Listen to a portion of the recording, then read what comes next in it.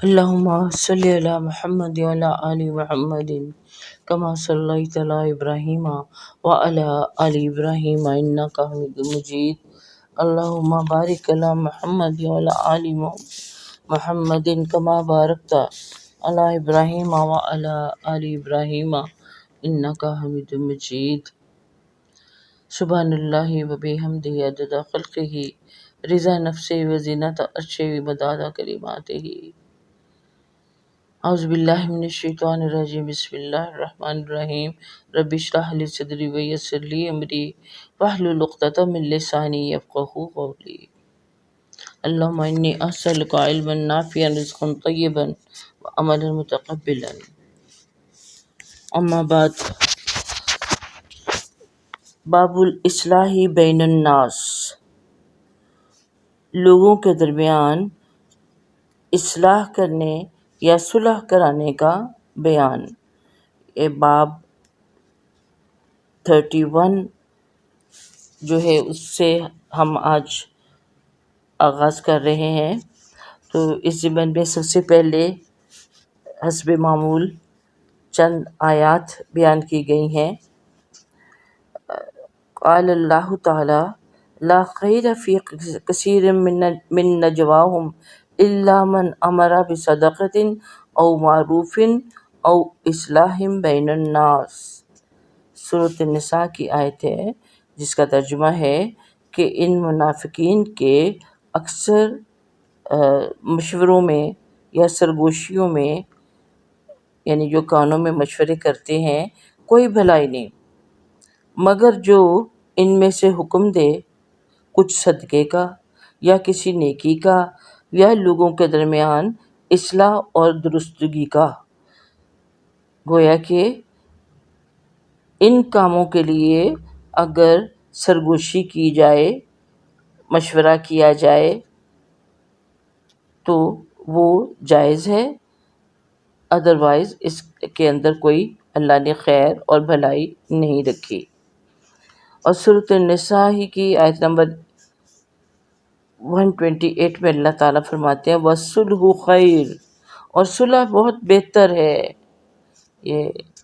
میاں بیوی کی جو نا اتفاقی اس کے کانٹیکسٹ میں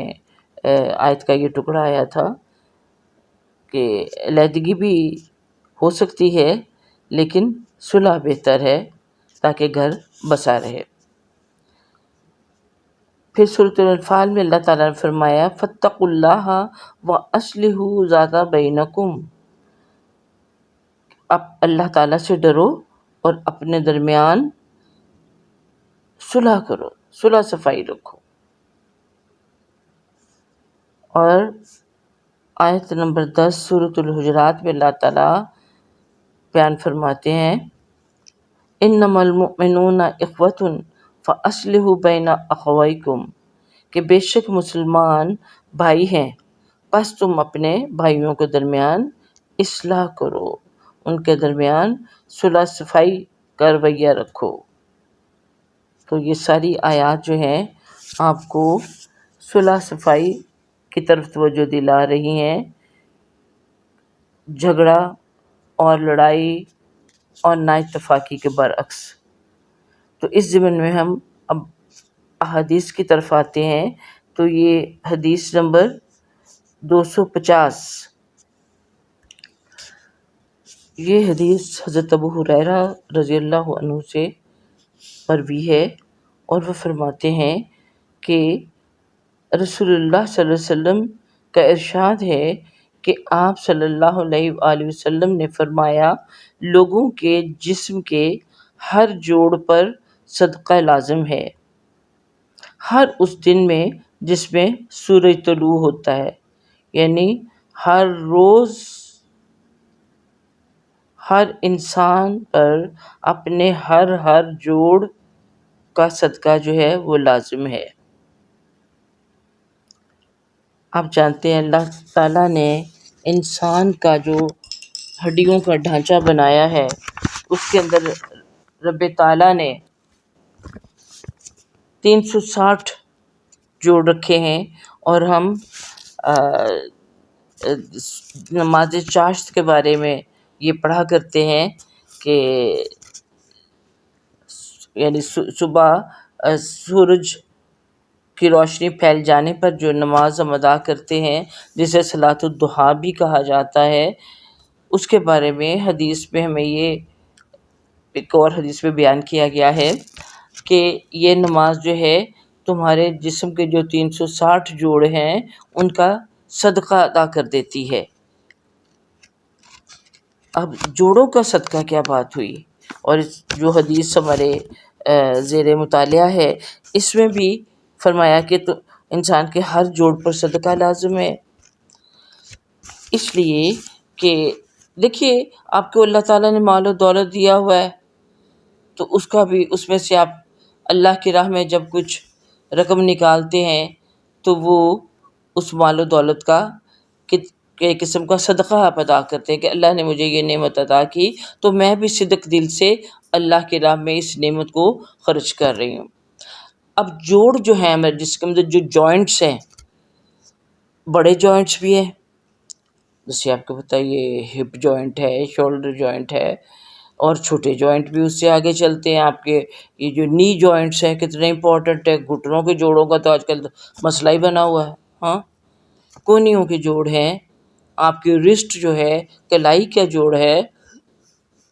آپ کی ٹخنوں کے جوڑ ہیں، اور پھر چھوٹے چھوٹے جوڑ آپ انگلیوں کی طرف دیکھیے، آپ کی انگلیوں ہر انگلی کے اندر آپ کو تین تین جوڑ نظر آتے ہیں۔ اس لیے دیکھیے نبی کریم صلی اللہ علیہ وسلم نے حضرت فاطمہ رضی اللہ تعالیٰ کو تسبیح سکھائی تھی، تو ہر جوڑ کے اوپر آپ انگلی کے ساتھ اس کو دباتے ہیں اور سبحان اللہ، الحمدللہ، اللہ اکبر کہتے ہیں، تو یہ بھی ایک قسم کے آپ کے جوڑوں کا صدقہ ہوتا ہے۔ آپ اس کی طرف ان کو دبا دبا کے جب آپ گنتی کرتے ہیں تو گویا کہ آپ ان کا صدقہ ادا کر رہے ہوتے ہیں۔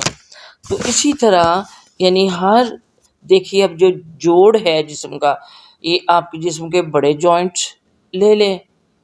جو کہ آپ کو موو کرنے میں، حرکت کرنے میں آپ کی مدد کرتے ہیں، اور کرتے ہی ان جوائنٹس کی بدولت ہی آپ حرکت کر پاتے ہیں۔ اور اکثر ایسا معاملہ ہوتا ہے جیسے آج کل میرے ساتھ کچھ ہوا ہوا کہ گھٹنے کے جو جوڑ ہوتے ہیں ان کے اندر جب آپ کی وہ سیکریشن جو ہوتی ہے وہ کم یا ختم ہو جاتی ہے اور ہڈیاں آپس میں ٹکرانے لگتی ہیں، یعنی وہ جوڑ جو ہیں ان کے اندر جو لبریکیشن ہے اس کے اندر کمی آ جاتی ہے، تو اب آپ کی ہڈیاں جو ہے آپس میں ٹکرانا شروع ہو جاتی ہیں اور آپ کو تکلیف ہوتی ہے اور آپ کو چلنے پھرنے میں دقت ہوتی ہے۔ اسی طرح کوئی بھی آپ دیکھیے، آپ کا انگلیوں کے جوڑ دیکھ لیجئے، بعض دفعہ انگلی پہ کوئی کٹ لگ جاتا ہے، اور کوئی کبھی چھوٹا موٹا کچن میں کام کرتے ہوئے کچھ چھالا پڑ جاتا ہے،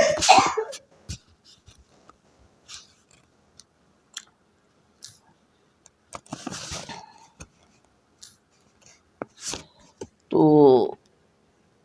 اس میں آپ دیکھیے اگر کسی جوڑ کے پاس وہ ہے تو آپ کے لیے چمچ پکڑنا یا کوئی بھی چیز پکڑنا، اور خاص طور پہ جب کوئی پینسل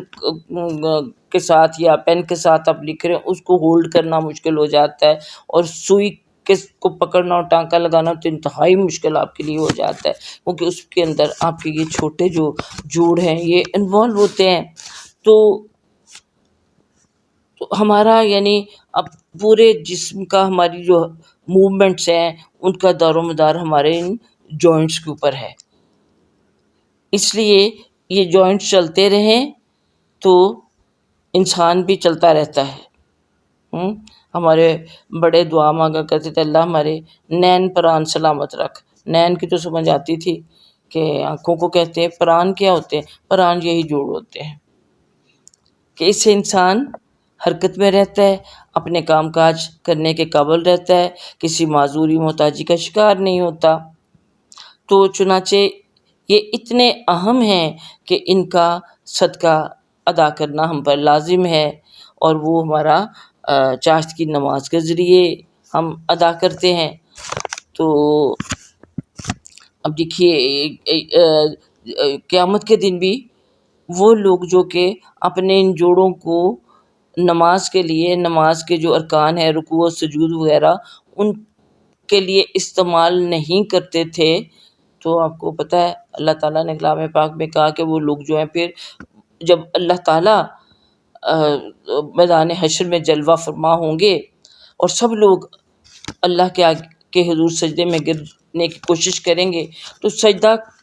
کر صرف وہی لوگ پائیں گے جو کہ دنیا میں سجدے کیا کرتے تھے۔ باقی لوگ جو ہوں گے جو سجدے نہیں کرتے تھے، نمازیں نہیں پڑھتے تھے، ان کی جو کمرے ہیں، کمر کے جو جوڑ ہیں، کیونکہ ان جوڑوں کو انہوں نے اللہ کے آگے جھکنے کے لیے استعمال نہیں کیا تھا، تو اللہ تعالیٰ ان جوڑوں کو اجازت ہی نہیں دے گا کہ وہ جھکیں، چنانچہ وہ ان کی کمریں تختہ ہو جائیں گی اور بالکل وہ سیدھے کھڑے یا بیٹھے جس بھی حال میں ہوں گے اس حال میں وہ رہ جائیں گے۔ تو اللہ تعالیٰ نے بھی ان جوڑوں کو اتنی بڑی نعمت کے طور پر سورۃ الدہر میں کہا کہ ہم نے تمہارے جوڑ بند ہم نے بنائے تمہارے، یہ کس قدر بڑی نعمت ہے اللہ تعالیٰ کی۔ تو اب دیکھیے یہ جوڑ کام نہیں کر رہے ہوتے، یہی گھٹنوں کے، یہ شولڈر کے اب کہتے ہیں جی فروزن شولڈر ہو گیا، کیونکہ آپ کے شولڈر کے جو جوائنٹ ہے وہ نہیں کام کر رہے ہیں۔ اینی وے تو اتنی ڈیٹیل ہو گئی۔ تو یہاں پر جو جس چیز کی طرف توجہ فرمائی گئی ہے تو کہ آپ صلی اللہ علیہ وسلم فرمایا کہ انسان کے لوگوں کے جسم کے ہر جوڑ پر صدقہ لازم ہے ہر اس دن میں جس میں سورج طلوع ہوتا ہے۔ اچھا، تیرا دو آدمیوں میں عدل سے صلح کرانا یہ بھی صدقہ ہے۔ اب ہمارے جو یہ باب ہے اس کو عنوان تو یہی ہے صلح کرانا، کہ دو لوگ اگر ناراض ہیں تو ان میں صلح کرانا جو ہے وہ بھی صدقہ ہے، یعنی اگر انسان انصاف کے تقاضوں کے مطابق ان کی صلح کراتا ہے۔ پھر فرمایا تیرا کسی آدمی کے اس سواری پر سوار ہونے میں مدد کرنا یا اس کو سامان اٹھا کر سواری پر رکھوانا بھی صدقہ ہے۔ کہ ایک تو ویسے ہی اگر جوڑوں کو بیچ میں لائے بغیر یہ بات کریں تو بھی کسی کی بھی اس کام میں مدد کرنا، عموماً دیکھیے کچھ لوگوں نے بہت بڑے بڑے وہ گٹھے اٹھائے ہوتے ہیں سامان کے اور ان کو اٹھا کے اپنے سر پہ رکھنا چاہتے ہیں تو خود سے ممکن نہیں ہوتا، تو کوئی دوسرا شخص اس کو اٹھا کے اس کے سر پہ رکھنے میں اگر وہ مدد کر دیتا ہے تو اس کا کام آسان ہو جاتا ہے۔ یا کوئی شخص سواری پہ سوار ہے ہونا چاہتا ہے یا ہے تو دیکھیے نا، یعنی آج کل تو ہمارے پاس یہ گاڑیاں اور موٹر بائکس اور یہ اس طرح کی سواریاں ہیں، لیکن نبی کریم صلی اللہ علیہ وسلم کے دور میں یہ سواریاں تو کیا سواریاں تھیں، اونٹ تھے، گھوڑے تھے، تو گھوڑے پہ بھی چڑھنا کوئی اتنا آسان کام نہیں ہوتا، اور یوں ہی اونٹ پر بھی، اونٹ کو پہلے بٹھاتے ہیں پھر اس کے پاس سوار ہوتے ہیں، کھڑا کرتے ہیں، اسی لیے تو اونٹ اگر کوئی شخص اونٹ پہ بیٹھا ہوا یا گھوڑے پہ بڑے اپنے پاؤں جما کے اس کے عظیم کے اندر، اور اس کا اگر وہ جو چابک ہوتی ہے وہ اگر گر جاتی ہے یا کوڑا جس کو کہتے ہیں تو اس کے لیے اٹھانا کتنا مشکل ہو جاتا ہے۔ تو اس لیے ایک اور حدیث میں یہی کہا گیا ہے نا کہ یعنی کسی سے بھی کہ کوئی کام کہنا جو ہے وہ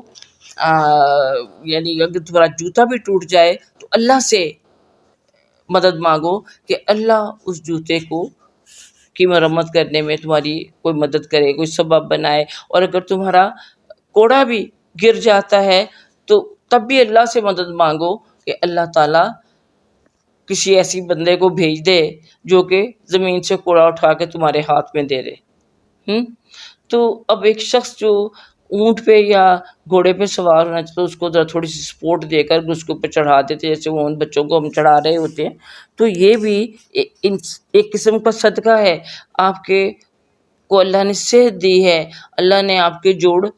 صحیح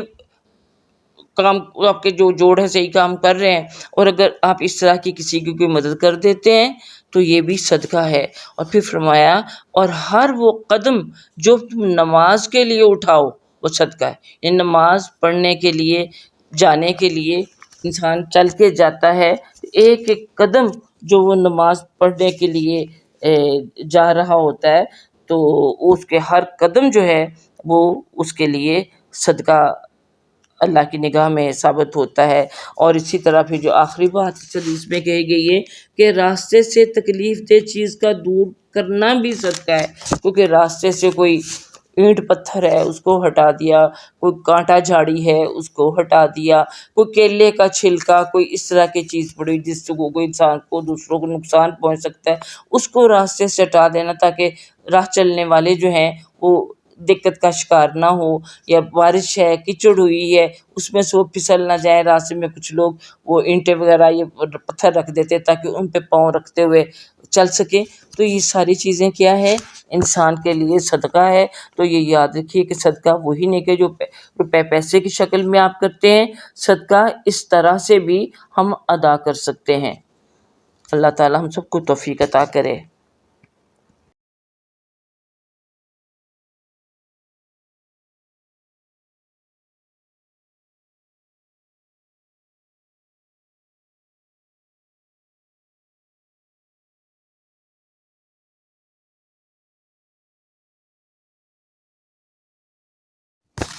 یہ حدیث نمبر 251 حضرت ام کلثوم بنت عقبہ بن ابی معیط رضی اللہ عنہما بیان کرتی ہیں کہ میں نے رسول اللہ صلی اللہ علیہ وسلم سے سنا کہ آپ صلی اللہ علیہ وسلم فرماتے تھے کہ جھوٹا وہ شخص نہیں، یعنی یا وہ شخص جھوٹا نہیں جو رسول لوگوں کے درمیان صلح کراتا ہے. یوں بات صحیح ہے کہ وہ شخص جھوٹا نہیں جو لوگوں کے درمیان صلح کراتا ہے اور بھلائی کی بات آگے پہنچاتا ہے یا بھلائی کی بات کہتا ہے. کیا بات سمجھ میں آئی؟ کہ اس شخص کو جھوٹا نہیں کہنا چاہیے جو کہ کسی اچھے مقصد کے لیے جھوٹ کا سہارا لیتا ہے. اور بعض اوقات آپ دیکھیے کہ حضرت ابراہیم علیہ السلام کے جیسے وہ قرآن میں آپ 3 جھوٹ جن کو کہا جاتا ہے، اور اپنے دین کی شدید کی اصطلاح میں اس کو جھوٹ نہیں بلکہ توریہ کہا جاتا ہے، کہ جس میں انسان ذو معنی الفاظ استعمال کرے، کہ ایسے الفاظ استعمال کرنا کہ اپنی بات جو اصل بات ہے اس کو چھپا جانا، اور جو بات کہنا وہ بھی کوئی جھوٹ نہ ہونا. جیسے ابراہیم علیہ السلام نے 3 مواقع پر اسی طرح ذو معنی الفاظ کا سہارا لیا تھا. وہی جب بتوں کو انہوں نے توڑا تھا تو اس سے پہلے انہوں نے قوم سے ایک قسم کا وہ بہانہ لگایا تھا توریہ سے کام لیا کہ انی سقیم میں بیمار ہوں. ہو سکتا ہے کہ وہ تھوڑے بہت ہوں بھی، لیکن وہ آپ سمجھتے کہ وہ بیمار ہونے سے مراد ان کی کیا تھی کہ میں ان بتوں کی وجہ سے یعنی ذہنی اذیت یا ذہنی بیماری میں مبتلا ہوں کہ یہ عبادت کے قابل تو ہے نہیں اور تم نے ان کو خدا کا شریک بنا رکھا ہوا. ہاں، تو اس طرح سے ذو معنی الفاظ کے ذریعے بھی انسان کسی اچھے مقصد کے لیے، کسی کو برائی سے بچانے کے لیے، لڑائی جھگڑے سے بچانے کے لیے، اور یہاں پر خصوصی طور پر ہمارا موضوع ہے کہ صلح کرانے کے لیے اگر اس کو تھوڑا بہت جھوٹ کا سہارا لینے پڑ جائے تو وہ گناہ میں شمار نہیں ہوتا. کہ اب آپ نے دو لوگ آپس میں ناراض ہیں تو آپ ان کی یعنی چاہتے ہو کہ یہ ان کا ملاپ ہو جائے، تو آپ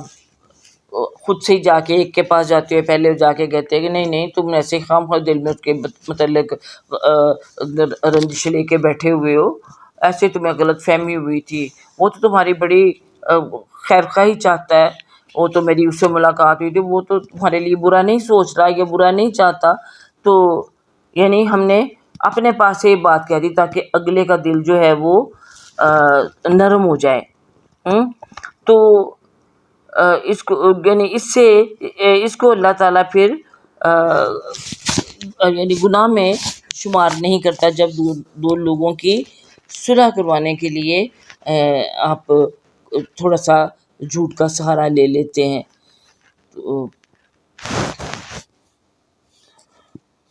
تو اسی طرح کوئی جنگ ہو جائے، کوئی لڑائی ہو، تو اس میں بھی دشمن کو اصل صورت حال سے بخبر رکھنے کے لیے جھوٹ کا سہارا لیا جائے، تو ان کو نہیں بتایا جاتا تاکہ جنگ جو ہے وہ جیتی جا سکے۔ تو ایسے موقع پہ بھی یعنی جھوٹ کا جو سہارا لینا ہے وہ پھر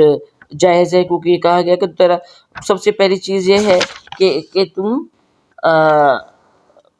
یعنی یعنی وہ شخص جھوٹا نہیں جو لوگوں کے درمیان صلح کراتا، صلح کرانے کے لیے، دل ملانے کے لیے آپ تھوڑا سا جھوٹ کا سہارا لے لیں، تو کوئی اس میں برائی نہیں، مگر یہ نہیں کہ بے انتہا مبالغہ لیں یا اس کو عادت ہی بنا لیں کہ اب جب جی چاہے اس کا جھوٹ بولنا شروع کر دے۔ ہاں، تو اس طرح جنگ میں دیکھیے، لڑائی جھگڑے میں، جنگ میں بھی ایسا ہو جاتا ہے کہ فرض کریں کوئی آپ کے گھر میں کسی نے پناہ لی، وہ آ کے چھپا ہوا ہے، اور مخالف فریق یا بعض اوقات یہ پولیس کا ہی دیکھ لیجیے، وہ آ جاتی ہے، پوچھے آپ سے کہ تم نے کسی مجرم کو تو نہیں دیکھا، کسی یہاں کوئی آیا تو نہیں، تو آپ کہہ دیتے کہ نہیں میرے گھر میں کوئی نہیں، حالانکہ ہوتا ہے، چھپا ہوتا ہے، اس کو بچانے کے لیے، اس کو پناہ دینے کے لیے کہ وہ اگر دشمن کے ہتھے لگ گیا تو وہ اس کے ساتھ جو سلوک کریں گے آپ کو پتہ ہوتا ہے، اس لیے اس کو بچانے کے لیے یعنی لڑائی کی حالت میں آپ اپنی طرف سے یہ بات بنا کے کہہ دیتے کہ وہ یہاں نہیں ہے۔ اور اس کے علاوہ کہا کہ یعنی اور بھلائی کی بات آگے پہنچاتا ہے، یہ بھلائی کی بات کہتا ہے، تو بھلائی کی بات کے لیے جس طرح کہ آپ کو کہا گیا کہ یہ اجازت ہے۔ پھر اسی طرح ام کلثوم رضی اللہ عنہا نے کہا کہ میں نے یعنی اسی حدیث کی آگے اس کی آگے کنٹینیوشن ہے کہ میں نے رسول اللہ صلی اللہ علیہ وسلم کو ان باتوں میں سے کسی بات میں رخصت دیتے نہیں دیکھا جن میں لوگ اجازت سمجھتے ہیں، سوائے 3 باتوں کے، کہ لڑائی کے متعلق لوگوں کے درمیان صلح کرانے میں، اور پھر اب دیکھیے اس میں تھوڑا سا فرق آ گیا، دوسری چیز جہاں بیان کی گئی، اور مرد کی اپنی بیوی سے اور عورت کو اپنے خاوند کے ساتھ گفتگو میں اگر گھر بچانے کے لیے جھوٹ کا سہارا لینا پڑ جائے تو یہ جائز ہے، تاکہ رشتہ اور تعلق جو ہے وہ بحال رہے اور گھر کے اندر فساد نہ مچے۔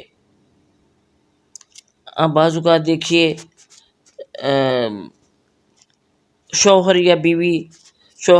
ایک دوسرے کا کسی خاص رشتہ دار سے ملنا پسند نہیں کرتے، یا عموماً ہمارے یہاں ہم دیکھتے ہیں کہ جو شوہر ہوتے ہیں یا سسرال والے ہوتے ہیں وہ کسی بات پہ بیوی کے جو میکے ہیں ان سے ناراض ہو گئے، تو اب جو بہو ہے اس کی اپنے میکے جانے پر پابندی لگ جاتی ہے، تو اگر وہ کسی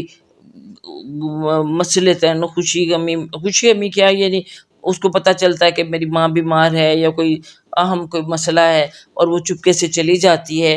اور نہیں بتاتی، یا وہ پوچھتا تو تم گئی تھی، تو آگے سے کہتی نہیں میں تو نہیں گئی تھی، تو اس طرح سے بھی انسان کے لیے یعنی اچھے کام کے لیے اگر وہ گئی تھی،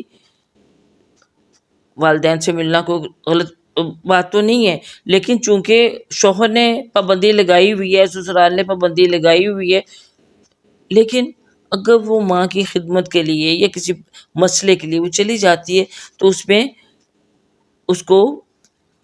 مطلب اجازت دی گئی ہوئی ہے گھر میں فتنے سے بچنے کے لیے، کیونکہ آپ کو بتائیے کہ قرآن میں بھی کہہ دیا گیا الفتنۃ اشد من القتل، کہ جو فتنہ ہے وہ قتل سے بھی زیادہ بری چیز ہے۔ ہاں، تو اس لیے فتنے سے بچنے کے لیے یہ اگر چھوٹا سا جھوٹ بول لیا جائے تو اس سے یہ کیا ہے کہ وہ فتنہ جو ہے وہ نہیں پھیلتا۔ اگرچہ جھوٹ دیکھیے بہت بڑی جھوٹ حرام ہے، گناہ ہے، اور آپ صلی اللہ علیہ وسلم نے فرمایا کہ جھوٹ گمراہی ہے اور گمراہی آگ کی طرف لے کے جاتی ہے، مگر تعلقات کو بحال رکھنے کے لیے بعض اوقات ایسی چیزیں جو وہ ضروری ہو جاتی ہیں کہ پھر آپ ان کو مزید پیچیدگی سے ناراضگی سے بچانے کے لیے آپ اس کا استعمال کر لیتی ہیں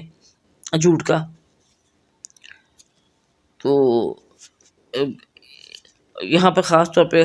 میاں بیوی کے جو ہے ان کے بارے میں، کیونکہ میاں بیوی میں اگر رنجش پیدا ہو گئی، دل میں دوریاں پیدا ہو گئیں، تو پھر وہ ناراضگیاں اور طلاق اور کہاں تک نوبت پہنچ جاتی ہے. اس لیے یہاں اس حدیث کے اندر بیوی سے اور عورت کو اپنے خاوند کے ساتھ گفتگو میں اگر جھوٹ بولنا پڑ جائے تو اس کی تھوڑی سی گنجائش نکل آتی ہے.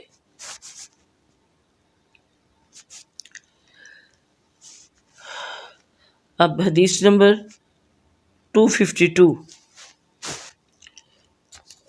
حضرت عائشہ رضی اللہ عنہما سے روایت ہے کہ رسول اللہ صلی اللہ علیہ وسلم نے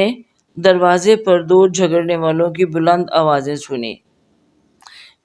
ان میں سے ایک شخص دوسرے سے قرضے میں کمی اور کچھ نرمی برتنے کا مطالبہ کر رہا تھا،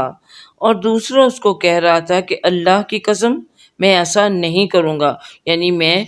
قرضے میں کوئی نرمی نہیں کروں گا، کوئی تمہیں سہولت نہیں دوں گا. رسول اللہ صلی اللہ علیہ وسلم ان دونوں کے پاس تشریف لائے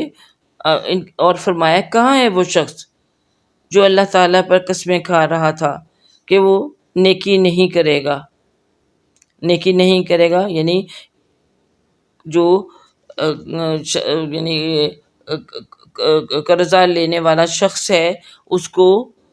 مہلت یا سہولت قرضے کی ادائیگی میں نہیں دے گا. یعنی یہاں پر نیکی اس چیز کو قرار دیا گیا ہے. تو آپ نے پوچھا کہ وہ کون شخص تھا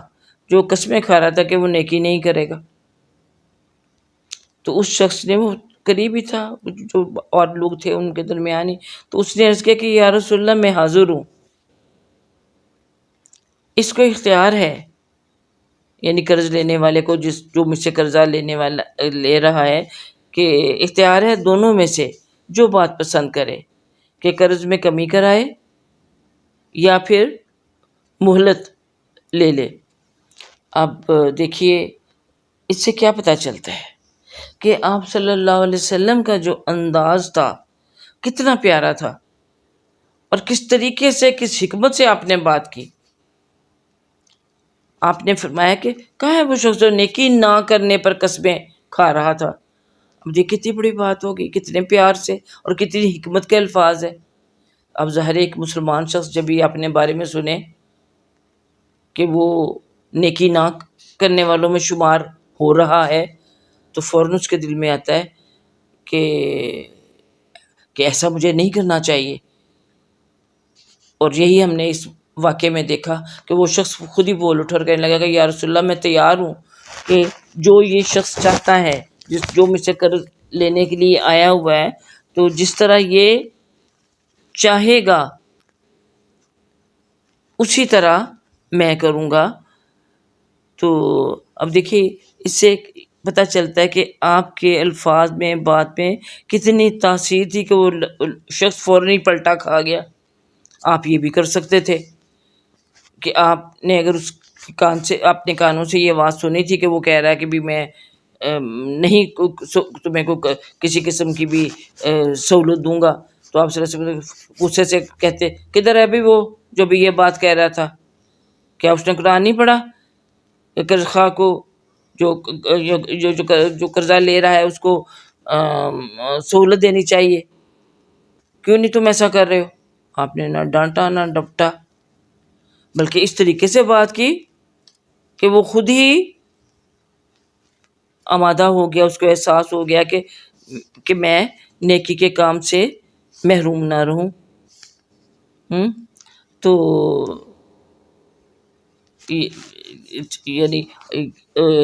اللہ تعالیٰ نے کلام پاک میں جو تنگ دست مقروض ہے اس کے ساتھ احسان کرنا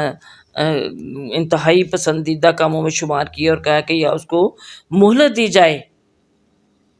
کہ مقررہ وقت میں وہ اگر واپس نہیں کر سکتا اس رقم کو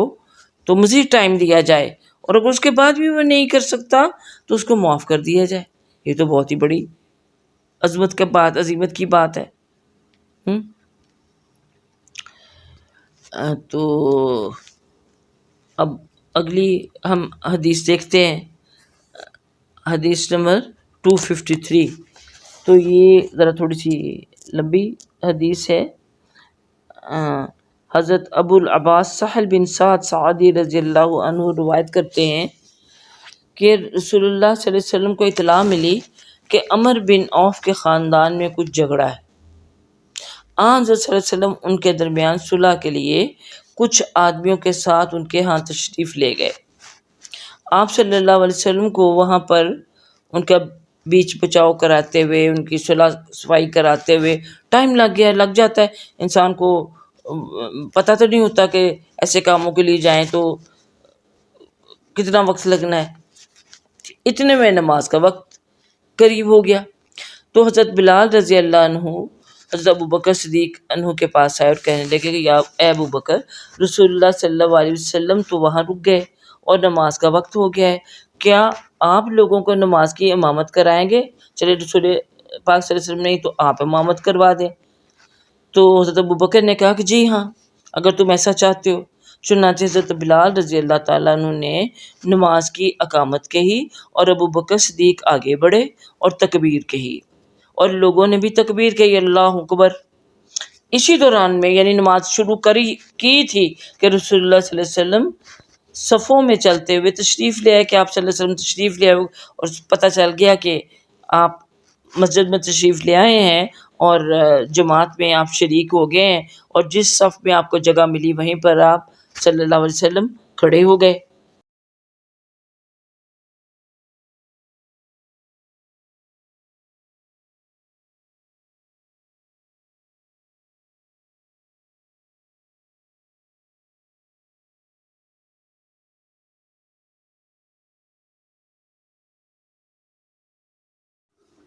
اب جب رسول پاک صلی اللہ علیہ وسلم ایک عام نمازی یا مقتدی کی حیثیت سے پچھلی صف میں کھڑے ہو گئے تو لوگوں کو یہ بات بڑی یعنی ناگوار گزری اور بوجھ محسوس ہوا ان کو۔ تو انہوں نے حضرت ابو بکر جو کہ سب سے آگے ظاہر ہے امام جو تھے کھڑے تھے، ان کو متوجہ کرنے کے لیے اپنے ہاتھوں کو دوسرے ہاتھوں کی پشت پر مارنا شروع کر دیا، متوجہ کرنے کے لیے آواز نکالی ہاتھوں پہ ہاتھ مار کے۔ لیکن ابو بکر رضی اللہ عنہ نماز میں بالکل کسی طرح متوجہ نہ ہوتے تھے، یعنی اتنی انہماک سے وہ نماز پڑھا کرتے یا پڑھایا کرتے تھے، کوئی ہماری طرح کے تھوڑے تھے۔ اب جب یہ ان ہاتھ پہ ہاتھ مارنے کی یا تالیوں کی آواز زیادہ ہو گئی تو ابو بکر رضی اللہ عنہ متوجہ ہوئے کہ لوگ لگاتار وہ تالیاں بجائے جا رہے تھے یا ہاتھ پہ ہاتھ مار کے اس کے لیے لفظ جہاں پہ تصفیق عربی میں استعمال کیا گیا ہے، یعنی باقاعدہ وہ تالی نہیں بلکہ آپ کو پتہ ہے نا کہ نماز کے دوران اگر امام سے کوئی غلطی ہو جائے یا وہ بھول جائے تو اس کو متوجہ کرنے کے لیے اس کو آواز تو نہیں نہ دے سکتے۔ تو کیا طریقہ ہوتا ہے کہ اگر کوئی مرد اس چیز کو نوٹ کرتا ہے تو یا تو اگر نماز میں کوئی بھول ہوگی تو اس کو وہ لقمہ دے یعنی جہاں سے اس کی کریکشن کر دیتا ہے، وہی آیت پڑھ کے، اگر وہ خاص طور پہ دیکھیے تراویحوں میں یا کہیں بھی ظاہر ہے زبانی تو پڑھ رہے ہوتے ہیں وہ، تو ایک لفظ کر دیا ایک دم سے امام کو پتہ چل جاتا ہے کہ میں یہاں سے میری یہ غلطی ہو گئی، یا پھر وہ کہتا ہے سبحان اللہ۔ کوئی بھی اگر امام غلطی کرتا ہے تو جو کوئی مقتدی ہے جس کو پتہ چلتا ہے کہ کوئی امام سے غلطی ہو گئی تو وہ کیا کہتا ہے سبحان اللہ، تاکہ امام کو سمجھ آ جائے کہ کوئی غلطی ہو گئی ہے مجھ سے، اس کو متوجہ کرنے کے لیے۔ اور اگر کوئی مرد اس چیز کو نوٹ نہیں کرتا تو ظاہر ہے اس دور میں بھی اور ابھی بھی خواتین بھی جماعت میں ہو سکتی ہیں، تو خاتون کی آواز جو ہے وہ اس کا ظاہر ہونا پسندیدہ نہیں ہے. نماز کی حالت میں بھی وہ سبحان اللہ نہیں کہہ سکتی، بلکہ اس کے برعکس عورت کو یہ حکم ہے کہ حافظات بھی ہوتی ہیں، اور ویسے بھی کوئی بھی دین کو کس سے سمجھ رکھنے والی اگر دیکھتی ہے کہ امام سے کوئی غلطی ہو رہی ہے تو وہ پھر اس کو متوجہ کرنے کے لیے اپنے ایک ہاتھ کو الٹا رکھ کے الٹی سائڈ سے ہاتھوں کو پیٹتی ہے. یعنی تالی تو سیدھے ہاتھ سے ہم مارتے ہیں نا، اپنی جو آپ کی ہتھیلیاں ہوتی ہیں ان کو آپس میں ٹکراتے ہیں، لیکن یہ پھر جو ہاتھوں کی پشت ہوتی ہے اس کو ایک دوسرے پر مارا جاتا ہے. یعنی بہت وہ تالی کی طرح کڑاکے کی آواز بھی نہ آئے اور ایسی اتنی آواز نکل جائے. خاموشی تو ہوتی ہے نماز کی حالت میں کہ جو امام ہے وہ متوجہ ہو جائے. اچھا، یہ اتنی بڑی لمبی میں نے آپ کو بات بیچ میں اس لیے بتائی تاکہ آپ کو یہ ساری جو واقعہ ہے سمجھ میں آ جائے. اب جب یہ جو تصفیق یا ہاتھ پہ ہاتھ مارنے کی آواز زیادہ ہو گئی تو ابو بکر اب متوجہ ہوئے اور انہوں نے دیکھا کہ رسول اللہ صلی اللہ علیہ وسلم کھڑے ہیں، کہ آپ صلی اللہ علیہ وسلم تشریف لے آئے ہوئے ہیں. تو حضرت صلی اللہ علیہ وسلم نے ابو بکر رضی اللہ تعالیٰ کو اشارہ کیا، اشارے سے ان کو کہا کہ جہاں تم اپنی جگہ پہ رکے رہو، تو یعنی تم ہی کنٹینیو کرو، نماز پڑھاتے رہو. پس ابو بکر رضی اللہ عنہ نے اپنا ہاتھ اٹھا کر اللہ کی حمد کی اور الٹے پاؤں پیچھے کو ہٹے، یعنی یہاں تک کہ صف میں کھڑے ہو گئے. یعنی پیچھے آ کے مقتدیوں کی صف میں کھڑے ہو گئے اور اپنی جو امام کی جگہ تھی وہ نبی صلی اللہ علیہ وسلم کے لیے خالی کر دی. پس رسول اللہ صلی اللہ علیہ وسلم آگے بڑھے اور لوگوں کو نماز پڑھائی. جب آپ نماز سے فارغ ہو چکے تو لوگوں کی طرف متوجہ ہو کر فرمایا، اے لوگو، تمہیں کیا ہو گیا؟ جب نماز میں تم کو کوئی معاملہ پیش آتا ہے تو تم تصفیق شروع کر دیتے ہو. حالانکہ تصفیق کا حکم عورتوں کے لیے ہے کہ جس کو تم میں سے نماز میں کوئی بات پیش آئے وہ سبحان اللہ کہے. یعنی مردوں کو ایسا معاملہ پیش آئے تو وہ کیا کرے؟ سبحان اللہ کہے. اس لیے کہ اس کو جو بھی سنے گا، یعنی سنے گا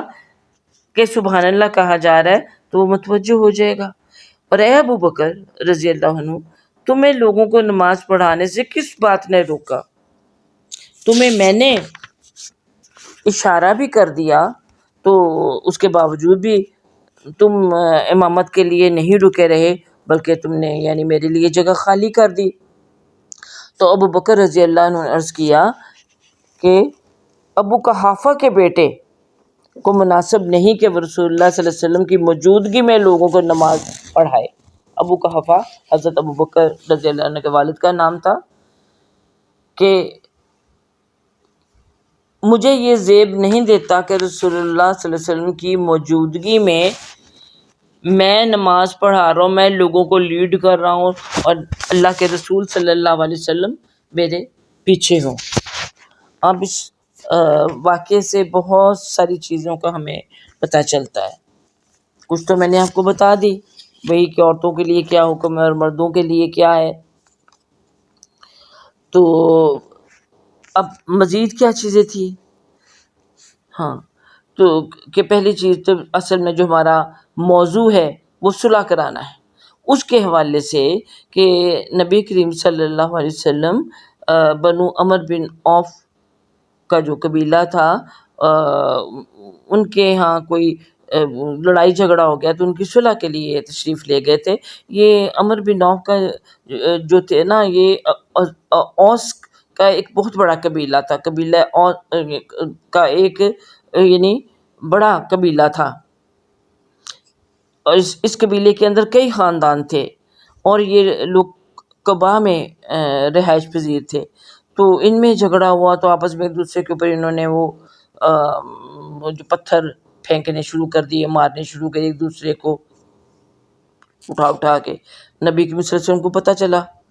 تو آپ چند صحابہ کو ساتھ لے کر ان کی صلح کے لیے تشریف لے گئے کہ مسلمانوں کے دو گروہ ہیں، ان کی آپس میں لڑائی کیوں ہو رہی ہے؟ دیکھیے سورہ حجرات میں بھی یہ حکم مل رہا ہے کہ جب دو گروہ لڑ پڑے تو ان کی صلح کرائی جائے. تو یہی ہمارا قرآن کے احکام پر عمل کا ایک مظاہرہ ہوتا ہے کہ ہم جب کبھی ایسی سچویشن دیکھیں تو ہمیں بھی نبی صلی اللہ علیہ وسلم کی سے پیروی میں ہمیں بھی صلح کرانے کے لیے آگے بڑھنا چاہیے. لیکن آج کل اب کیا ہو گیا, ہم کہتے ہیں ہمیں کیا پڑی ہوئی ہے, ہمارے پاس اتنا ٹائم نہیں ہے, ہم کیوں اپنا دماغ کھپاتے پھرے. ہم اپنی جگہ ٹکے رہتے ہیں, کوئی پرواہ نہیں ہے کہ یہ کتنا بڑا ثواب کا اور اللہ کے رسول کا پسندیدہ کام ہے. تو اس سارے واقعے میں جو ہمیں باتیں پتہ چلتی ہیں ان میں ایک یہ بھی ہے کہ اس طرح کی کچھ صورتحال ہو جائے کہ امام پڑھا رہا ہے اور امام اللہ نہ کرے کہ اس کی طبیعت خراب ہو گئی ہے, تو کوئی دوسرا شخص آگے بڑھ کر بھی نماز پوری کروا سکتا ہے. تو یا کسی کوئی بھی وجہ ہو سکتی, جس طرح کہ اس واقعے میں ہم نے دیکھا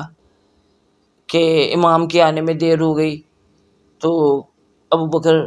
رضی اللہ عنہ امامت کے لیے کھڑے کر دیے گئے, لیکن ان کو خود انہوں نے وجہ بیان کر دی کہ ان کو اچھا نہ لگا کہ نبی صلی اللہ علیہ وسلم کی موجودگی میں نماز پڑھائیں. لیکن یہ چیز ایک سامنے آ گئی کہ اس طرح سے یکے بعد دیگرے دو امام بھی نماز پڑھا سکتے ہیں. اچھا, اور کیا بات کہ وہ آپ کو میں نے بتا ہی دیا کہ مردوں کو سبحان اللہ کہنا چاہیے. اچھا, اور یہ کہ ہاں ایک نماز کی حالت میں ہمیں حکم تو یہی ہے کہ ہماری نظریں قبلہ کی طرف رہیں, یا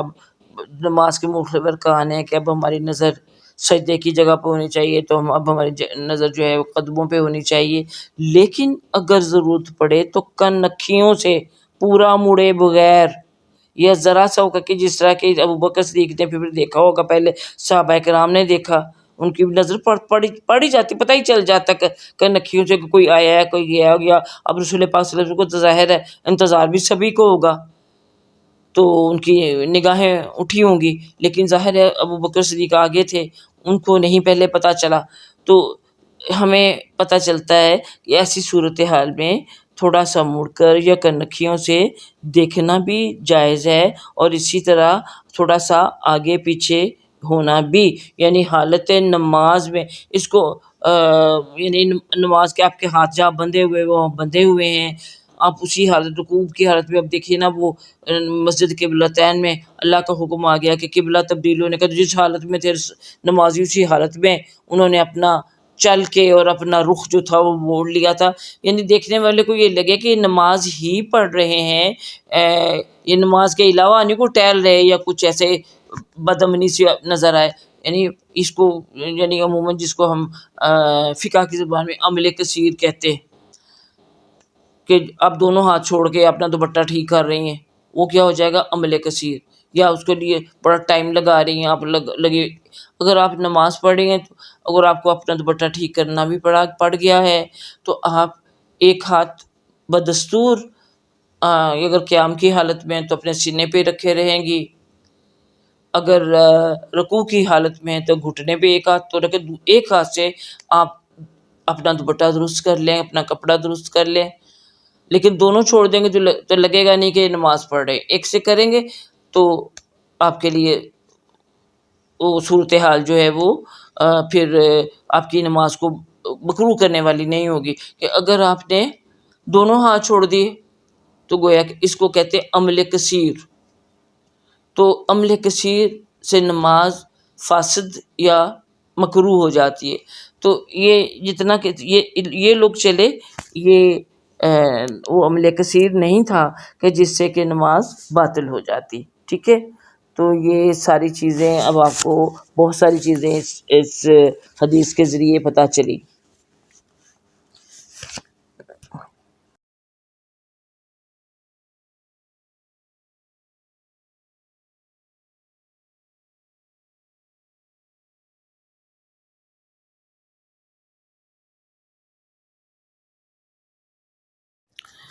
ہاں جی, اب ہم ایک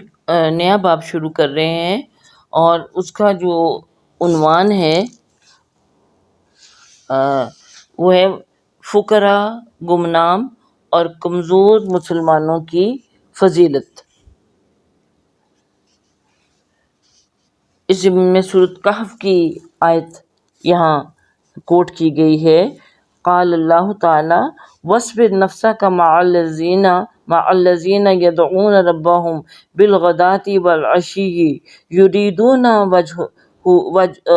وجہ ولا تعد عیناک عنہم۔ اللہ تعالیٰ کے ارشاد ہے نبی صلی اللہ علیہ وسلم سے فرماتے ہوئے، اللہ تعالیٰ فرماتے ہیں کہ آپ اپنے آپ کو روک کر دیکھیں،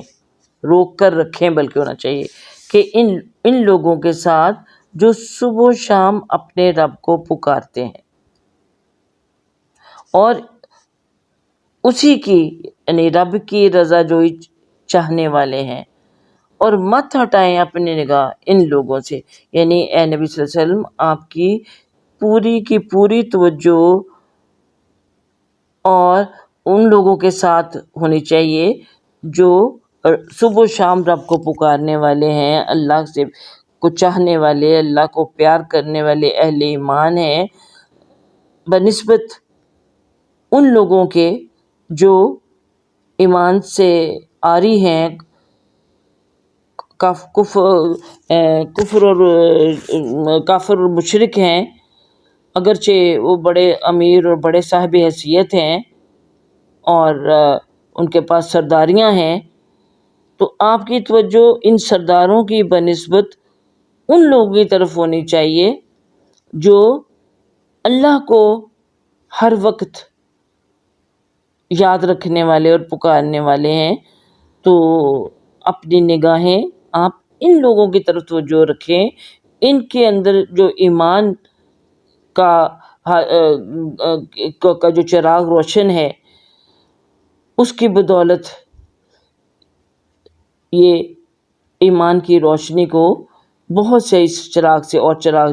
جلانے والے ہیں، اور وہ لوگ جن کے اندر ابھی یہ دیا جلا ہی نہیں ہے آپ ان کی طرف توجہ نہ کریں۔ چنانچہ اب آگے ہم احادیث دیکھتے ہیں اس حوالے سے۔ تو حضرت حارثہ بن وہب رضی اللہ عنہ روایت کرتے ہیں کہ میں نے رسول اللہ صلی اللہ علیہ وسلم کو فرماتے سنا کہ کیا میں تمہیں جنت والوں کی اطلاع نہ دوں کہ جنت والے کون ہیں؟ تو پھر خود ہی فرمایا کہ ہر کمزور قرار دیا جانے والا، کہ ہر وہ شخص جو کہ کمزور ہے اور کمزور سمجھا جاتا ہے، لیکن یعنی دنیا کی نگاہ میں ایک شخص کمزور ہے اور اس کی دنیا کے لحاظ سے کوئی اہمیت نہیں، کیونکہ اس کا تعلق معاشرے کے پسے ہوئے طبقے سے ہے، اس کو معاشرے میں کوئی امتیازی مرتبہ اور مقام حاصل نہیں ہے، لیکن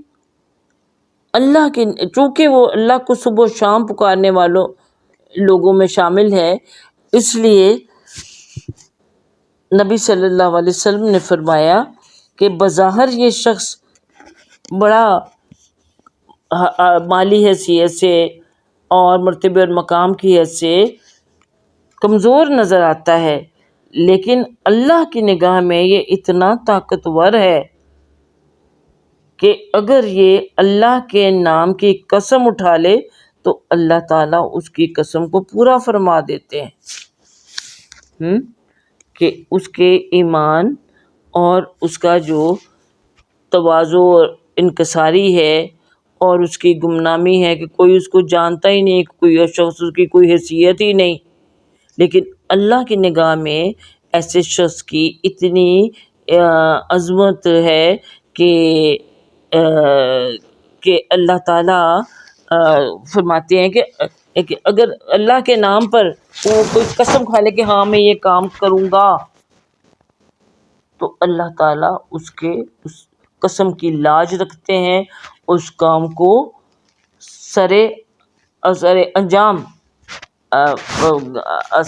انجام دے دیتے ہیں، یعنی اللہ تعالیٰ اس کے کہے کی لاج رکھتے ہیں، کیونکہ وہ اللہ سے محبت کرنے والا ہے، اللہ کا ذکر کرنے والا ہے، اگرچہ معاشرے میں اس کو کوئی بھی اہمیت عطا نہیں کی گئی ہوتی۔ تو پھر دوسری چیز اس میں کہا کہ میں تم کو آگ والوں کی خبر نہ دوں، ہر سرکش، درست مزاج، متکبر،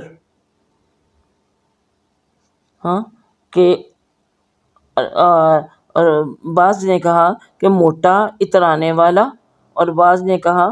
کہ کوتا قد، یہ اس کا ترجمہ الجواز کا، کوتا قد چھوٹے قد والا، بڑے پیٹ والا، یعنی وہ شخص جو ہے ایک طرف تو وہ غریب شخص ہے جو اللہ کے نام کی قسم کھا لے تو اللہ اس کی قسم کو پورا فرماتے ہیں، اور دوسری طرف وہ لوگ جو آگ میں جانے والے ہیں وہ کون لوگ ہیں؟ وہ سرکش اور جس طرح کہ یہاں کہا گیا کہ ہر وہ سرکش اور یعنی درست یعنی تیز و تند مزاج رکھنے والا اور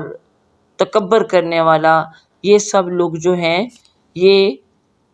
آگ میں جانے والے لوگ ہیں، کیونکہ یہ اپنے آپ کو اللہ کے مقابلے میں بہت کچھ سمجھتے ہیں، لیکن اللہ کی نگاہ میں ان کی کوئی عزت نہیں، اس لیے کہ ان کے دل میں ایمان اور اخلاق کا فقدان ہے، وہ نہیں ہے۔ تو پتہ یہ چلتا ہے کہ اس حدیث سے کہ اللہ تعالیٰ کے ہاں اصل اہمیت ایمان کی ہے اور تقوی کی ہے، نہ یہ کہ وہ کوئی بڑے نسب والا ہو یا بڑے خاندان والا ہو تو اس کی یا اس کے بڑی ظاہری شان و شوکت والا ہو، اللہ کو ان چیزوں کی کوئی پرواہ نہیں۔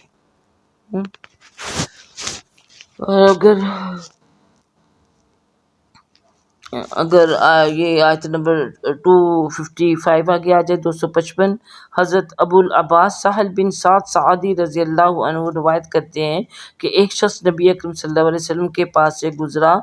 آپ صلی اللہ علیہ وسلم نے اپنے پاس بیٹھنے والے سے فرمایا اس شخص کے متعلق تمہاری کیا رائے ہے؟ یعنی کوئی بھی گزرا تو جو پاس بیٹھنے والا شخص تھا اس سے جب یہ پوچھا کہ اس کے بارے میں تمہاری کیا رائے ہے، تو اس نے کہا کہ جو اس کو نظر آیا ہوگا کہ یہ تو شریف لوگوں میں سے ہے، یعنی معاشرے کا ایک معزز عزت دار شخص ہے، اور کس وجہ سے اس کو بڑا معزز لگا کہ اللہ کی قسم یہ اس قابل ہے کہ اگر کہیں یہ پیغام نکاح دے تو اس کا نکاح کر دیا جائے، اور اگر یہ سفارش کرے تو اس کی سفارش قبول کر لی جائے۔ تو رسول پاک صلی اللہ علیہ وسلم اس کی یہ بات سن کر خاموش ہو گئے۔ پھر ایک اور شخص کا گزر ہوا اور رسول اللہ صلی اللہ علیہ وسلم نے اس شخص کو پھر پوچھا یا فرمایا کہ اس بات بھی کے بارے میں تمہاری کیا رائے ہے؟ تو اس نے عرض کیا کہ یا رسول اللہ یہ کم مال والے مسلمانوں میں سے ہے، یعنی اس سے کیا پتہ چلا کہ جو پہلا شخص جس کو عزت والا اور شریف آدمی وہ گردان رہا تھا کہ اس کے مال و دولت کی وجہ سے معاشرے میں بڑا معزز، ہم بھی آج دیکھیے ہر اس شخص کو چاہے کوئی چور چکر ڈاکو لٹیرا ہو، لیکن اگر وہ مال و دولت والا ہے تو کہتے ہیں جی بڑا اشرافیہ عزت رکھنے والا یعنی معزز شخص ہے، ان کو معاشرے میں اونچا مقام دیتے ہیں، کس وجہ سے؟ اس کے مال و دولت کی وجہ سے۔ تو اس شخص نے بھی جو عموماً رائے ہوتی ہے اس کے مطابق کہہ دیے کہ ہاں یہ ہمارے معاشرے کے ایک معزز شخص ہے۔ تو اب دوسرا شخص کے بارے میں کہا یا رسول اللہ کہ یہ تو کم مال والے مسلمانوں میں سے ہے، اور اس لائق ہے کہ اگر یہ پیغام نکاح دے تو اس کا نکاح نہ کیا جائے، کوئی غریب ہے کوئی اپنی بیٹی نہ دے اس کو۔ امیروں کو تو چاہے چور چکے لچے جیسے بھی ہوتے ہیں آپ دیکھتے ہیں رشوت لینے والے ہوتے ہیں، حرام خوریاں کرنے والے ہوتے ہیں، لیکن چونکہ وہ مال والے ہوتے ہیں، بڑے مرتبے والے دنیا کے حساب سے ہوتے ہیں، لوگ خوشی خوشی اپنی بیٹیاں ان کو دے دیتے ہیں۔ تو اس شخص کے بارے میں اس نے کہا کہ یہ اس لائق ہے کہ اگر یہ پیغام نکاح دے تو اس کا نکاح نہ کیا جائے، یعنی اس کو کوئی نکاح کرنے کے لیے راضی نہ ہو اپنی بیٹی بہن دینے کو، اور اگر سفارش کرے تو اس کی سفارش قبول نہ کی جائے کہ اس کی کیا حیثیت ہے۔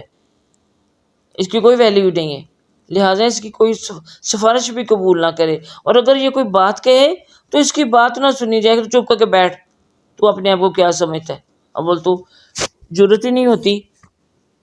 جو کمزور اس طرح کے لوگ معاشرے کے ہوتے ہیں کہ وہ بڑے مجمع یا ایسے جو سو کالڈ صاحب حیثیت لوگ ہیں ان کے سامنے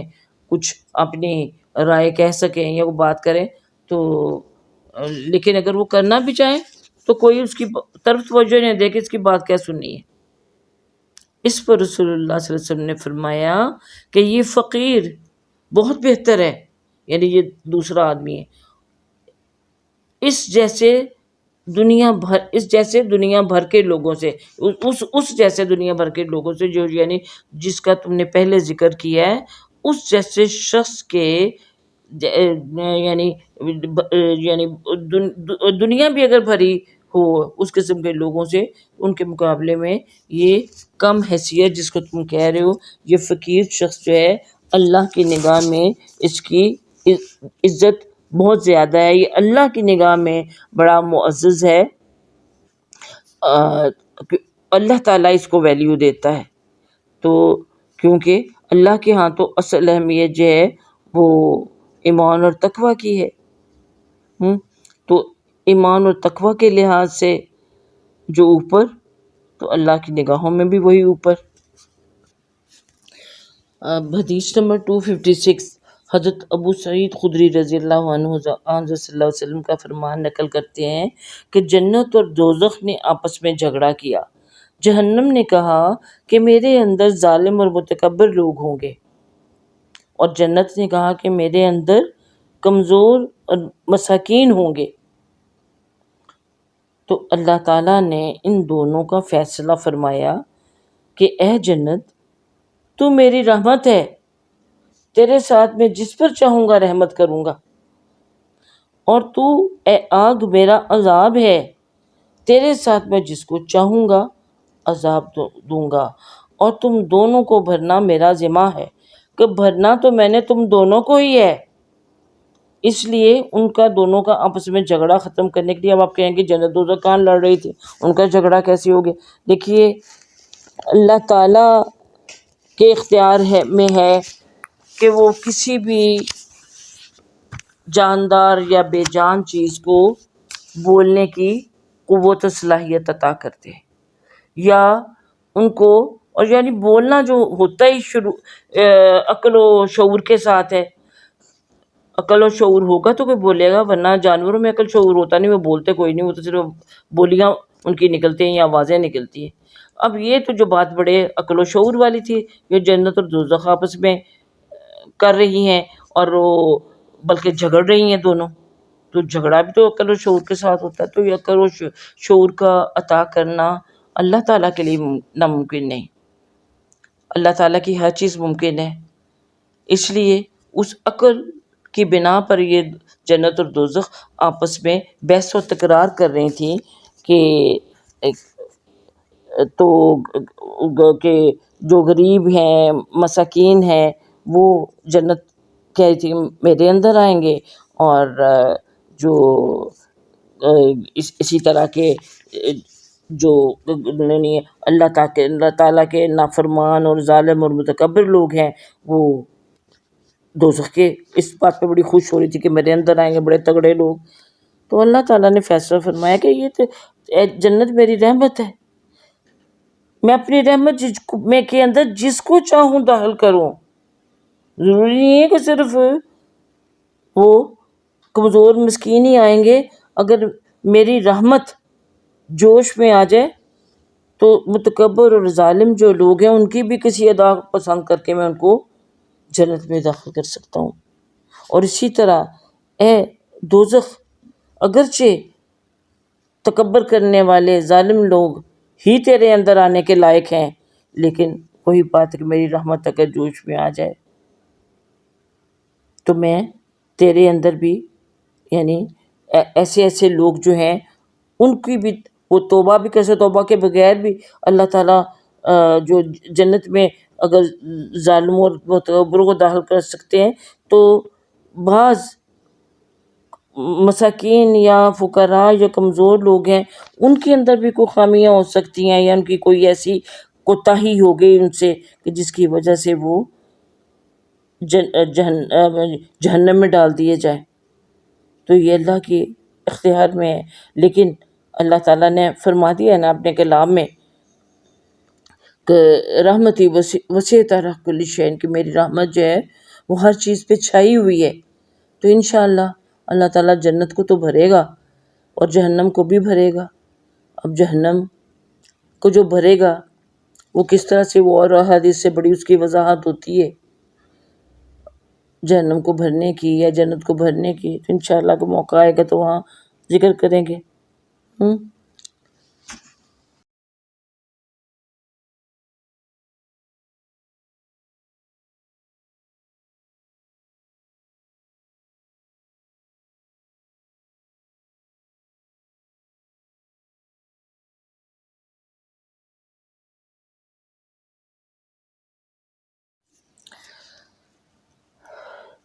حدیث نمبر 257، حضرت ابو ہریرہ رضی اللہ عنہ رسول اللہ صلی اللہ علیہ وسلم سے روایت نقل کرتے ہیں کہ آپ صلی اللہ علیہ وسلم نے فرمایا کہ بے شک قیامت کے دن بڑا موٹا آدمی آئے گا، کہ اللہ کے حضور ایک بڑے موٹے شخص کو پیش کیا جائے گا، لیکن اللہ کے ہاں اس کا وزن مچھر کے برابر بھی نہیں ہوگا۔ کیوں نہیں ہوگا؟ دیکھنے میں تو بڑا موٹا تازہ ہے، اس کا تو وزن زیادہ ہی ہونا چاہیے، لیکن کیوں نہیں؟ اس لیے کہ وہاں پر وزن جسم کے سائز کے مطابق نہیں ہونا، بلکہ انسان کا جو ایمان ہے، اس کا جو اخلاص ہے، اس کے جو اعمال ہیں ان کے مطابق ہوگا۔ جس کے اندر ایمان زیادہ، اچھے اعمال زیادہ، اس کا وزن ان کی وجہ سے زیادہ ہو جائے گا۔ اور ایک شخص دیکھنے کو تو بہت موٹا ہے لیکن اس کے اندر ایمان ہی نہیں ہے، تو اب اس کا وزن ہی کچھ نہیں، کہ وہاں تو اعمال تو لے جانے ہیں، ان کے لحاظ سے وزن ہونا ہے۔ تو بات کیا سمجھ میں آئے کہ اللہ تعالیٰ کے ہاں شان و شوکت جو انسان کی ہے یا اس کی جو جسامت ہے، ان کی کوئی اہمیت نہیں ہے، جس طرح کہ عموماً دنیا والے تو ایسی چیزوں کو ہی اہمیت دیتے ہیں۔ ہاں تو اس کے کیونکہ بلکہ اس کے برعکس اللہ تعالیٰ کے ہاں تو جو اہمیت ہے وہ ایمان اور تقوی کی ہے۔ اس لیے اس حدیث سے ہمیں سبق کیا ملتا ہے کہ ہمیں اپنے جسم کی پرورش کی بجائے اس کو ساری زندگی پالنے پوسنے اور آرام دینے کی بجائے ہمیں توجہ کس کی طرف دینی چاہیے؟ دل کی اصلاح کی طرف، کہ ہمارے دل کے اندر ایمان کا گراف جو ہے وہ اوپر ہو جائے، ہمارے اعمال جو ہیں ان کی تعداد اور مقدار زیادہ ہو جائے اور ان کا وزن زیادہ ہو جائے۔ تو اللہ تعالیٰ ہمیں توفیق دے کہ ہم اس چیز کی طرف توجہ کریں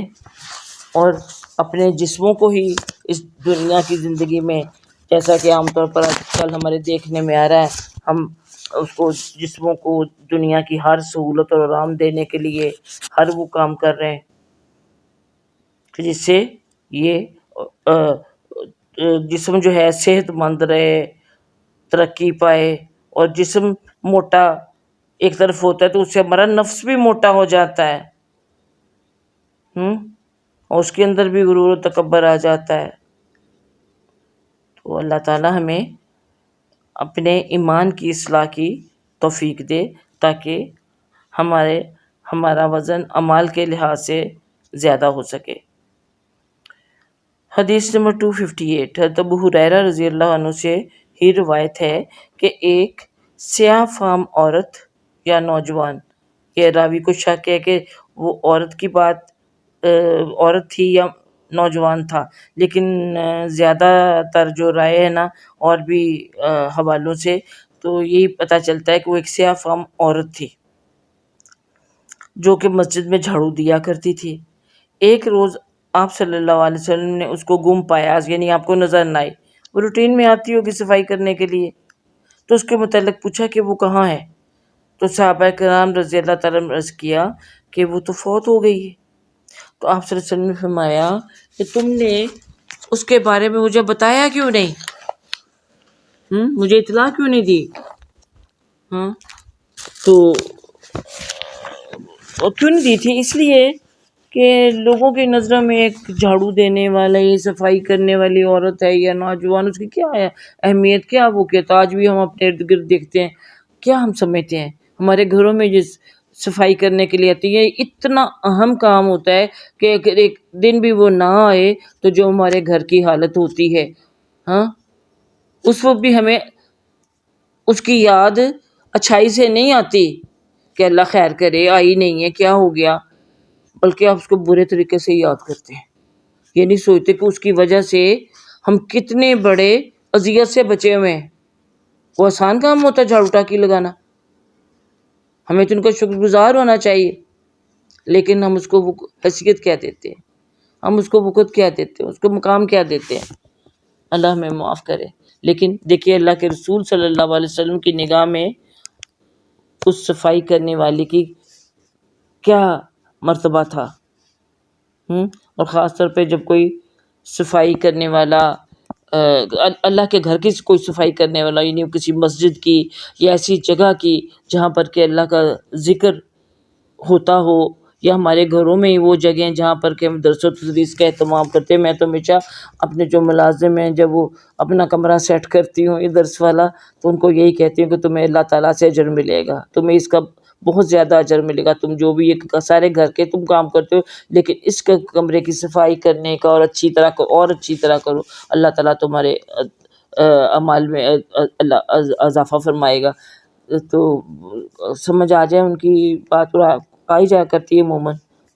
تو دل لگا کے ہی کوشش کرتے ہیں کہ وہ صفائی کریں۔ تو نبی کریم صلی اللہ علیہ وسلم کی نگاہ میں اس صفائی کرنے والے کی اتنی اہمیت تھی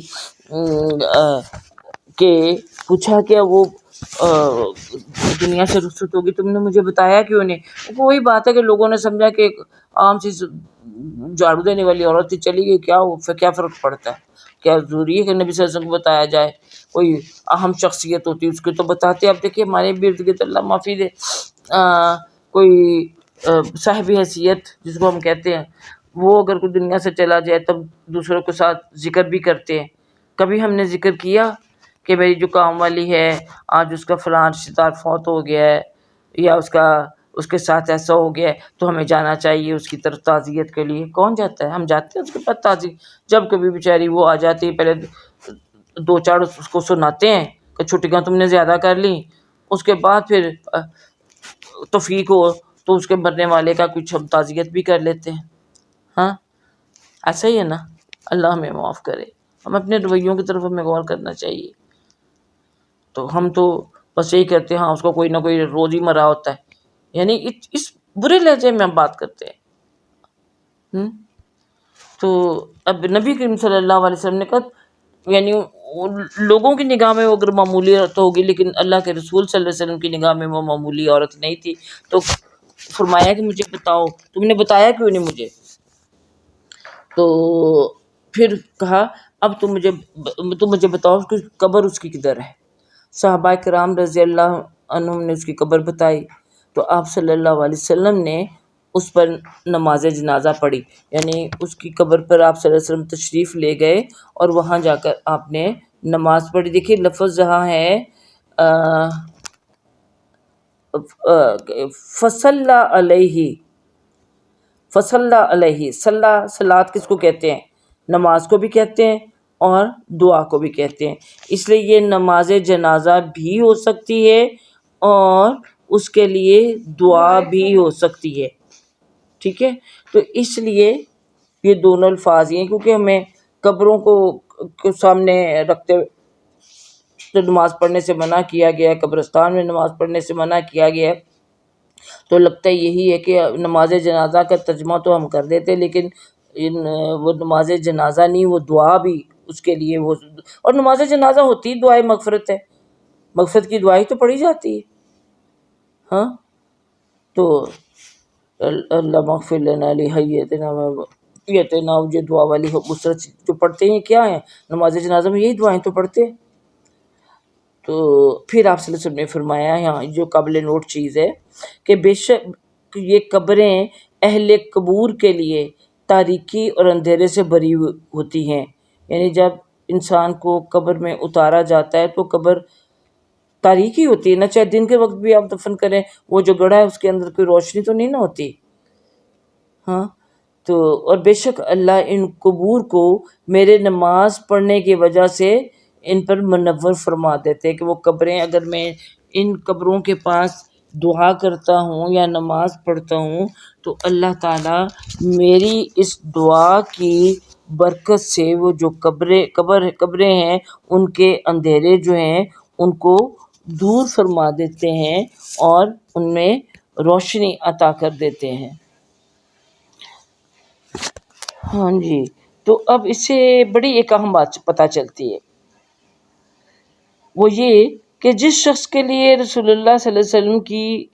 دعا ہو اس کی قبر روشن ہو جاتی ہے. تو ہمیں چاہیے کہ ہم ان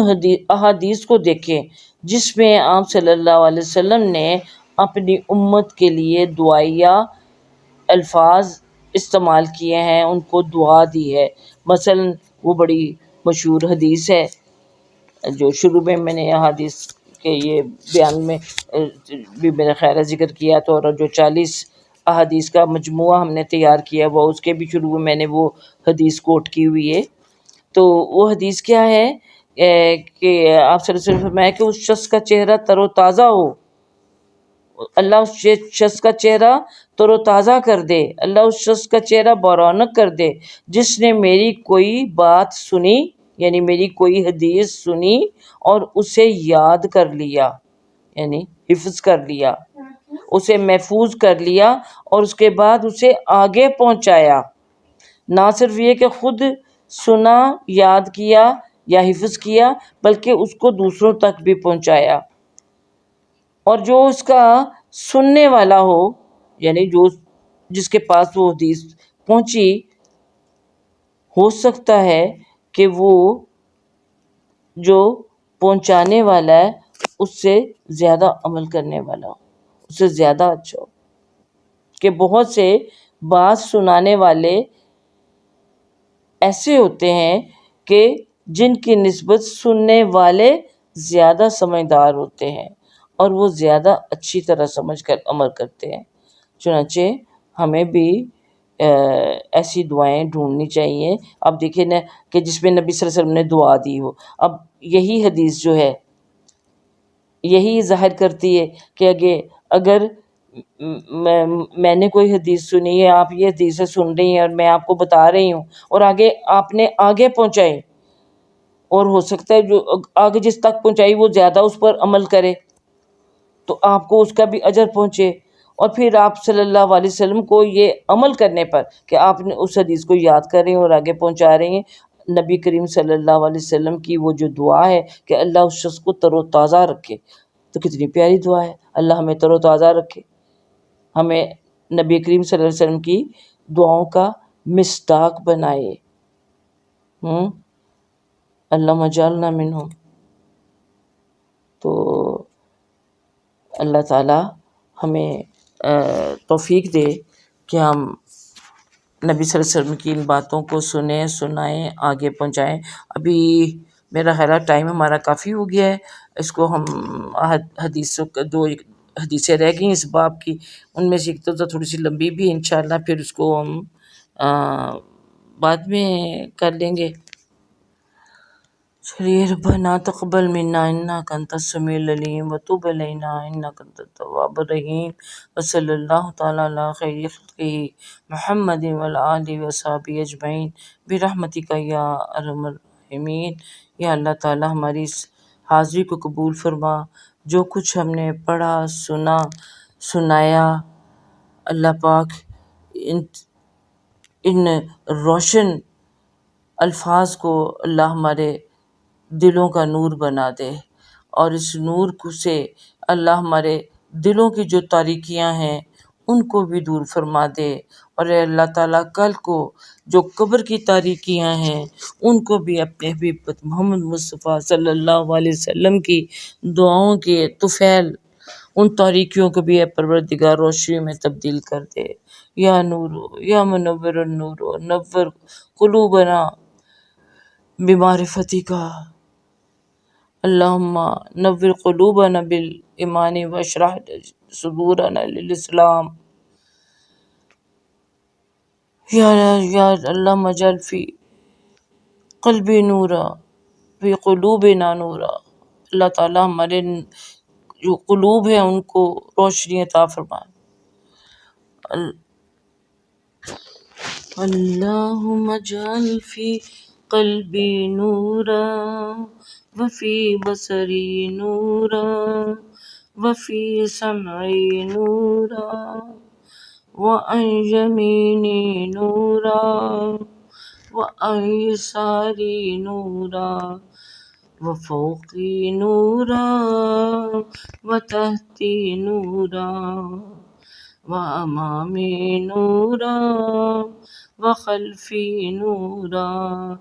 واجعل لی نورا وفی لسانی نورا وعصبی نورا ولحمی نورا ودمی نورا وشعری نورا وبشری نورا واجعل فی نفسی نورا وأعظم لي نورا اللهم آتني نورا اللهم آتني نورا اللهم آتني نورا۔ اللہ پاک ہم سب کے دلوں میں جو بھی نیک اور جائز تمنائیں ہم سب کی پوری فرما، نبی کریم صلی اللہ علیہ وسلم کی سنت طیبہ پر چلنے کی توفیق عطا فرما۔ السلام علیکم ورحمۃ اللہ وبرکاتہ۔